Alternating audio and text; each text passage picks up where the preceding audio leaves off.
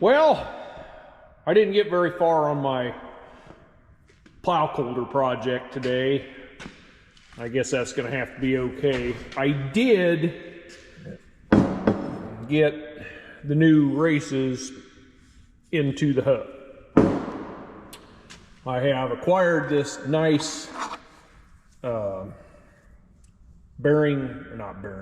race and seal driver kit, and you can see that they fit very nicely. And over here at the arbor press, the new ones went in so much better than the old ones came out. The thing that stopped me today, folks, is as simple as grease.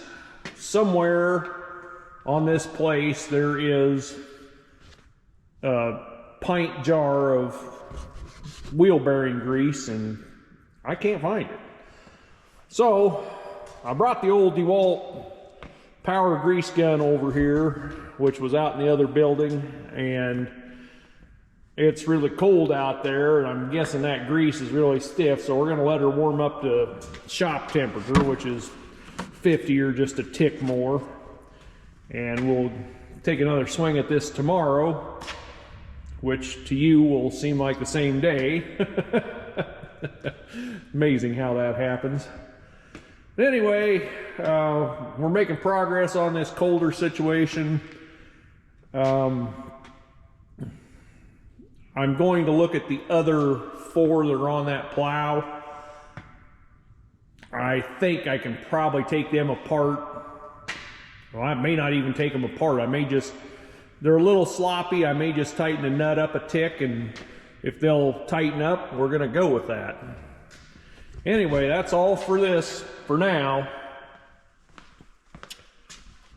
I got those center drilled yesterday.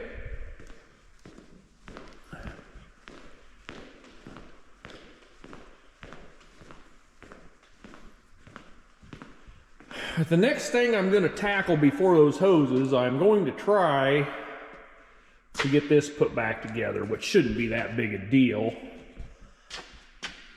I have this bearing packer, and I think I've only ever used that once.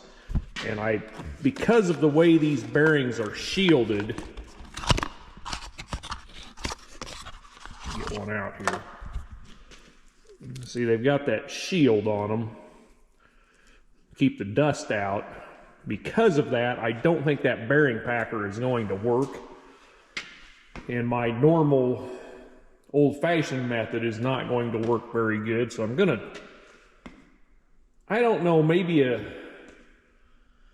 I want to pack those bearings somehow, some way, and get some grease in there and not just rely on what comes in through the Zerk. Maybe I'm crazy, but that's what I'm working on right now. And I control this thing with my phone, and I left it over here. So I guess you get to listen to me ramble as I walk back over to the phone so I can shut the silly thing off. And we got to remember where we put the silly phone. Maybe we'll learn how to cut out dead time. Oh, there it is on the E15. All right, I swear I am not getting ready to give somebody an exam, but I attempted to pack the first bearing, which I have already assembled, and I don't know, it worked about half, you know. So since I can't find that grease, we're just going to use this.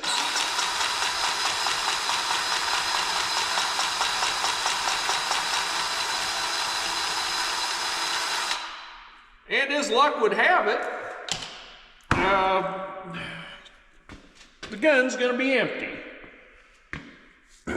So I guess I'm going to shut you off here Attempt number 2.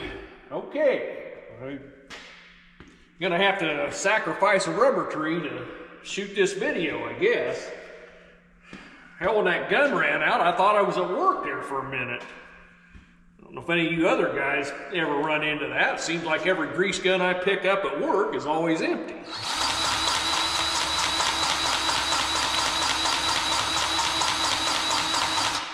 Now, it's already got some, that ought to be enough. This is a similar method. I usually would pack from the big end of the bearing. This is kind of a poke and hope deal, folks. I don't know if I'm actually getting much grease to pack into the rollers. I'm hopeful, but it's kind of hard to tell. And for what these bearings cost, I sure don't want to have to be replacing them very often. Granted, we don't get to plow a whole lot, but we'd like to plow more. So we're gonna kind of smear it around and try to, I don't know, this is like all of my other pleadings, if somebody has a superior method, I am all ears. If you know how to do this, just leave it in the comments. I'm here to learn as much as anybody else. So we're gonna hope that that does what it's supposed to do. We'll put that baby right in there. And of course I will grease it with the gun, but I just wanted to give it a little prelude maybe. Okay, so we've got that. We're gonna keep one box. Then we know what we've gotta have. I think next, probably better put this on there. And then I believe this.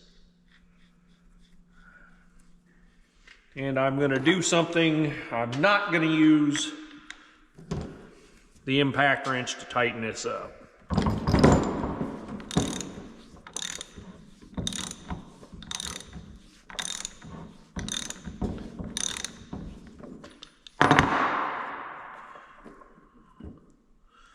Yeah, we got a ways to go. I see this spacer laying here, but I believe that's for an Alice plow, not an Oliver.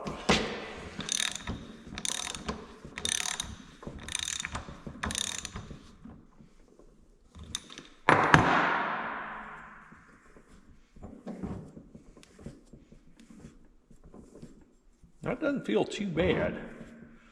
Just a hair more.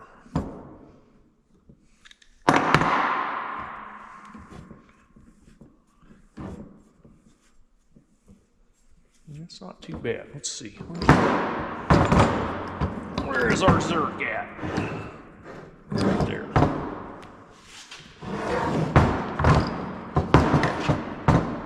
Come over here and try not to break my phone for me. There's a funny story to go with this grease gun, and it's hard to believe I've had it this long already. A former coworker of mine told me I was insane when I bought that. He said, you spend $140, which is about what it cost at the time. Probably a bare tool. I doubt if I got a battery. He said, you're insane to spend that much on a grease gun. Doug was rather frugal, but he was a good man. But I looked at him and I said, you have obviously never greased a combine. And at that point in time, I was tangled up in a John Deere, and I don't know, that thing had grease zerks. Oh my God. Yeah, so.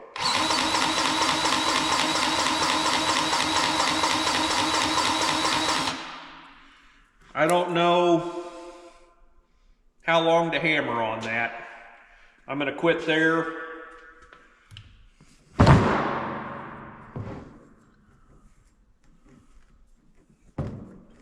still turns nice. It's a little stiff, but I think that's okay. I should have brought my impact over here because I'm not going to be gentle with these.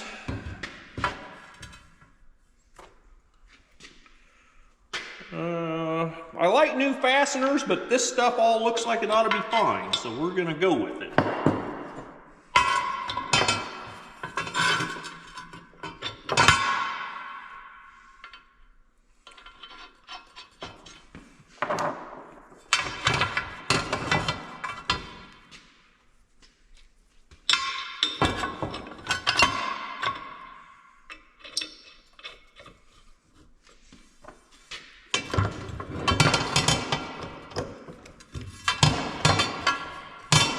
I wasn't sure what to think about these joiner coulters before I got them in the field, but I really do like them. I think they're a great thing.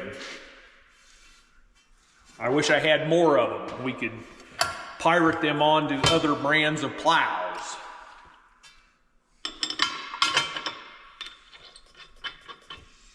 All right.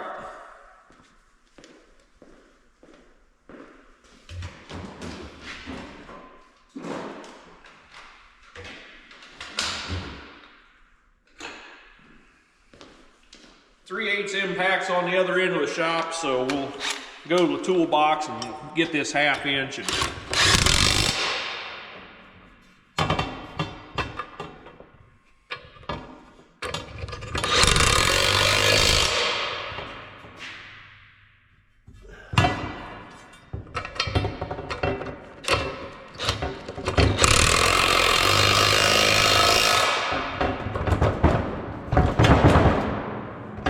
Off of there.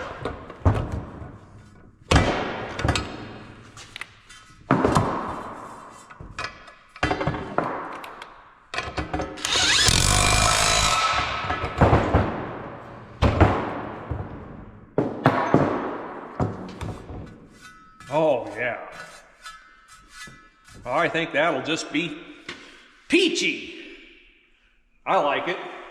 I hope you do too. Thanks for watching. This probably isn't the last installment. We got 3 more of these to look at.